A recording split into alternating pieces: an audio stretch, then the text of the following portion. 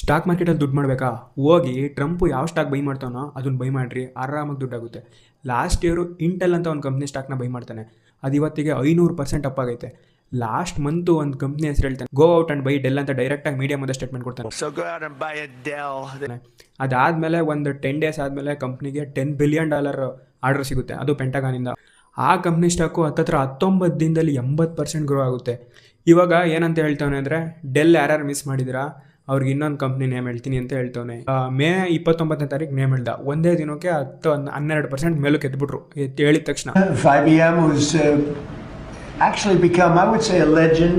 So ಇದು legal ಅಲ್ಲ, ಆದರೆ ಅವನಲ್ಲಿ ಲೀಗಲ್ ಮಾಡಿಬಿಟ್ಬಿಟ್ಟವನೆ. ನೀವು ಹೆಂಗೆ ಇನ್ವೆಸ್ಟ್ ಮಾಡೋದು ಅಂತ ಯೋಚನೆ ಮಾಡ್ತೀರಾ ತಾನೇ US ಮಾರ್ಕೆಟ್ಗೆ? ನಾರ್ಮಲ್ಲಾಗಿ ಗ್ರೋ ಝೀರೋದ ಇದ್ರಲ್ಲೆಲ್ಲ ಆಗಲ್ಲ, ಅದಕ್ಕೊಂದು ಆ್ಯಪ್ ಇರುತ್ತೆ ಇಂಡ್ ಮನಿ ಅಂತ, ಅದ್ರ ಥ್ರೂ ಇನ್ವೆಸ್ಟ್ ಮಾಡ್ಬೋದು. ಅದ್ರ ಲಿಂಕ್ ಬೇಕಂದರೆ ಕಮೆಂಟ್ ಮಾಡಿ, ನಾನು ನಿಮಗೆ DM ಮಾಡ್ತೀನಿ. ಇದೇ ಥರ ಇನ್ಫಾರ್ಮೇಟಿವ್ ವೀಡಿಯೋಸ್ಗೋಸ್ಕರ ಸ್ಟಾಕ್ ಮಾರ್ಕೆಟ್ ರಿಲೇಟೆಡ್ ವೀಡಿಯೋಸ್ಗೆ ಪೇಜ್ ಫಾಲೋ ಮಾಡಿ.